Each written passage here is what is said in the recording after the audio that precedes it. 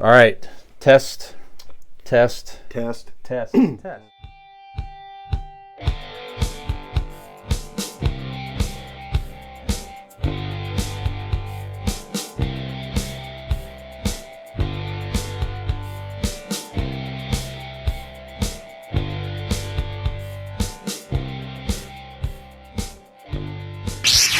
And welcome to the podcast. Welcome to the vodcast. Welcome to the broadcast. Boys and girls, welcome to the show. This is Convincing Idiots. My name's Dean, the Xennial. I'm Brian, Gen X. And, sans Nick. We apologize for Nick, but he was gonna show up, but right now he is in a bubble bath with his dog. It got a little weird. He got, both got a little handsy. To each his own. But he's unable to make it with us this week. He will be back next week to discuss, what sort of bubble bath the dog likes. That's right. I think it's like a gravy flavored bubble bath or scented or something like that. I think it is. Dude, don't tease me. If they make a gravy scented bubble bath, let me know. I am all about a gravy bubble bath. Yep. I mean, make it ham gravy and we're all right. Yes, gravy. Callback. Hashtag ham right. gravy. Ham gravy. There we go. Yep. We use that hashtag on every episode. All right. If you don't go back and listen to our first pre-Christmas episode to get the story of ham gravy. Season 1. It's well worth it. Absolutely. That was our first. That was you and I's first episode together. Right. So this is now full circle, right back to where it started. That's right. That's right. So, how are you, Dean? What's new? What's new since your last episode? I think I got a hold of a lot of things. I went which I will review here in a minute, but I went to see the ballet. My lovely and talented and amazing girlfriend. Yes. And I went to the ballet. I got her tickets for Christmas and went downtown Cleveland to see it, Playhouse Square. Very nice. And it was a fun time. Mother's Day, I saw my mother. Went and visited with her. She was happy to see me. Because I'm her favorite. I mean, I don't know if not a lot of people know that, but I've got to be a favorite to somebody. So why not be my mom? Sure. So happy Mother's Day to Mom and all the moms out there. And we probably did that last week, but do it again. I made some killer. It is coffee rubbed pork chops. That's one of the only things I am able to cook properly, and I made them Sunday, and they were delicious. Okay, sounds good. So I know you had an exciting weekend, getting all professional and whatnot. So, Reverend, tell us what you did this weekend. Yes, indeed. So we mentioned this last week, but I had the honor and privilege of officiating a wedding for one of my oldest and dearest friends, who's like one of my brothers, James Cunningham, and his beautiful wife now, Tina, who's also become a friend over the years. They've been together for, about 8 years now. Finally tied the knot and asked me last year if I would be interested to marry them. I said, absolutely. So it's actually all very simple. Got my credentials, and we had a beautiful ceremony on Friday. Now, were you in fact upset when you found out when they asked you to marry them that they weren't in fact talking about you doing like the threesome marriage thing? At first, I thought we were going to go to Utah. Yeah, and live out there. Yeah, having a reality show. Get all excited. Yeah, there's worse couples out there, right? To be married with. Actually, I have my own room at his house down in Southern Ohio. He gave me my own room there and everything. So yeah, look at that. It could have worked. Yeah. Oh But well. now he had to be stingy, didn't he? Yep. Missed opportunity. Mm-hmm. But it was very nice. A lot of people said it was one of the best weddings or the best wedding they ever saw because we incorporated some traditional things, and both of them had the courage to stand up there in front of their loved ones and just talk and just tell each other what they mean to them. Like a sort of not a vow, but just like this is Sure. I love you, and it was very beautiful and emotional. We had a lot of people sniffling out there. It was very, very nice. So, He reception was told you great. that you were the greatest officiating Of course, aficionado of a wedding ever to yeah, be had. absolutely. No, Mm-hmm. it went well. You prepare for something like that. You hope for the best, and it was really, Sure. really something to remember. And then Saturday, I had a great evening with Allie. We went out to a nice dinner. Went to the Green Diamond over in Barberton there, Dean. So a Ooh, nice. always good. Yes, indeed. We had a nice, both of us got a nice blue cheese filet. If you're in Mm. the Akron, Barberton area, the Green Diamond Grill is very, very nice, a bit more upscale. Make your reservation. Shout Uh, out to Bebe Heitek, who is the head chef there. oh, I'm really? friends with him, and he is, as you know, eating the meal. He is top notch. The steaks were cooked. It was a great cut and cooked perfectly. So very, very happy. And then Absolutely. we went to go see Doctor Strange too. So we will not to get into that today. We're going to talk more Right. about that when Nick returns and allow I people saw it time to see Friday, it. Yeah. but we'll hold off. Yes. And then Sunday spent quality time with mom. Great time. We went to take a nice walk. Went out to dinner. Mom tried sushi for the very first time. Back to the Oh, how'd she hideout. like it? Dean. She said it was not bad. Oh, there you go. She tried some of that, and then we went and got ice creams. It was a nice, really a nice. And the weather in Northeast Ohio was absolutely. Friday was a little bit rainy, but it held off for the wedding. Yeah. It allowed us to come and go. But Saturday and Sunday here, as you know, were just beautiful, beautiful days. So Did it your puts you in mom a good also mood. tell you that you're her favorite son? Yes, favorite and only Okay. son. Right. Yep. If she didn't, if she said, you're not quite my favorite, then you might probably have to be a little worried. That would have been a bummer. Yeah. Yeah. No, just great, great weekend. Really put me in a good mood. So, yeah, absolutely. Like, I wanted to let you know that you're my favorite Convincing Idiots co-host that's on right now. Thank you. You as well. Yeah. Thank you. Oh, Yeah. All right. So you saw the love ballet. fest So here. yeah, it is. It sure is. So Yes. My idiot review. yeah. It was the Cleveland Ballet. They did a production of Midsummer Night's Dream. Okay. And well, first let me tell you a little bit leading up to it, just because I want to tell everybody if you have a chance downtown Cleveland, go to the Chocolate Bar. Yes. I had a nice spiked coffee at first, and then I had the chocolate peanut butter martini. Mm-hmm. Oh my god, it was so good. The food we ended up eating there also. Okay. The food was delightful. It's a really cool atmosphere. And then we after that we went and we walked down to the play, down Playhouse Square. We went in. The aesthetics of the Playhouse Theater, Mimi Theater, all of them were fantastic, but we were in the Mimi Theater, and it was just brilliant. I mean, the ceiling and the architecture and the style, just so cool. Yeah. And I discovered some things, like I thought everybody got dressed up for the ballet. Doesn't that seem like something that everybody should do, right? I would think so. Sure. There were some people in t-shirts. Yeah, I was a little disappointed in that. I had my blue velvet sports coat on.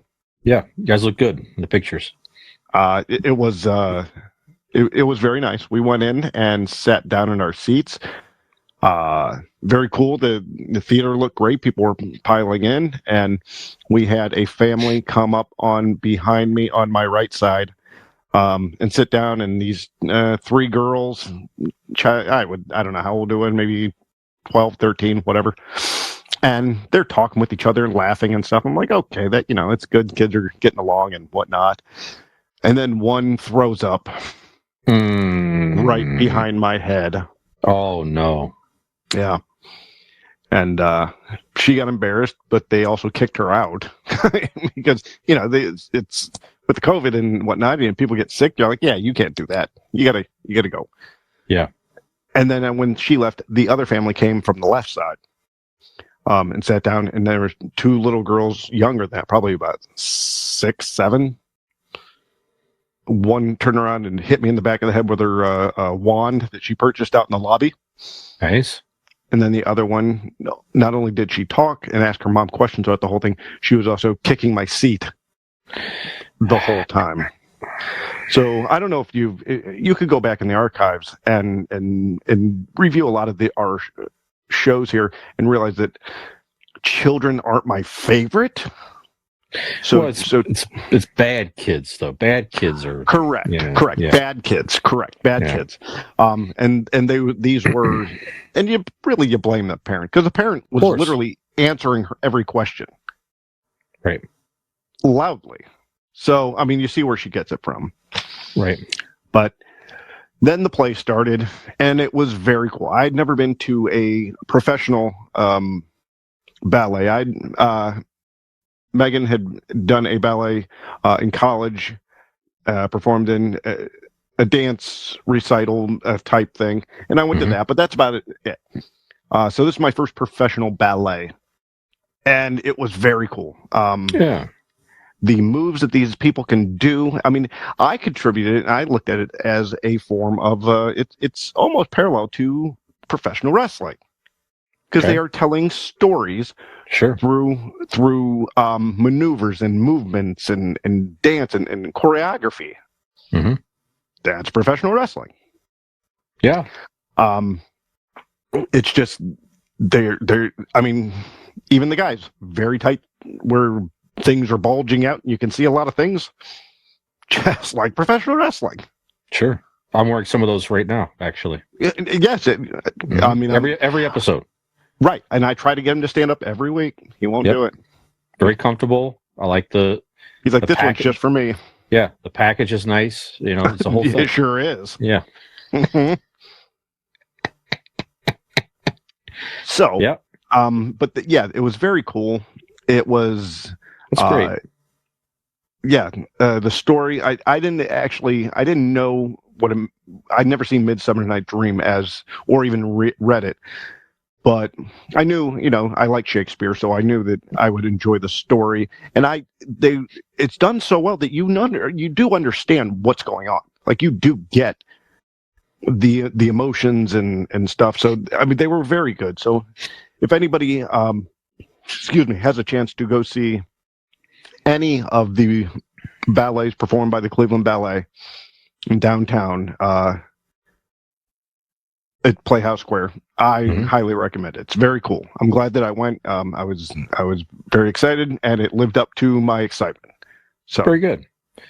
That's awesome. And sometimes, especially if you're not from around here, downtown Cleveland may have gotten a bad rap over the years. But you know what? It is really so cool. Yeah, they've done a nice job up there over the years. I've been to many sporting events and just concerts and different things. I don't worry about walking around downtown Cleveland any time of the day or evening. It always feels safe. They've really cleaned it up a lot. Yeah. That brings me to my last point. Sure. Oh no. So I turned down, was it East Fourth, where it's not a driving thing, it's all walking the bars, you can drink and walk in the street. That alleyway there? Yeah. So I go turn down there, and Meg and I are walking, and this guy comes up and goes, I was wearing these brown leather shoes, very soft leather, kind of they're hip, And he stopped and goes, "Hey man, nice shoes." I didn't think anything of it. Oh no. I'm like, "Oh, thanks, man." He goes, "I could probably tell you where you got those." I'm like, "You know what? It's been like 20 years. I don't think I could even remember, even if you got it right." I go, "But you can give it a shot." And he starts talking and like, "Oh, nice shoes for you." Before I know it, he sprayed this stuff on my shoes and Megan's shoes.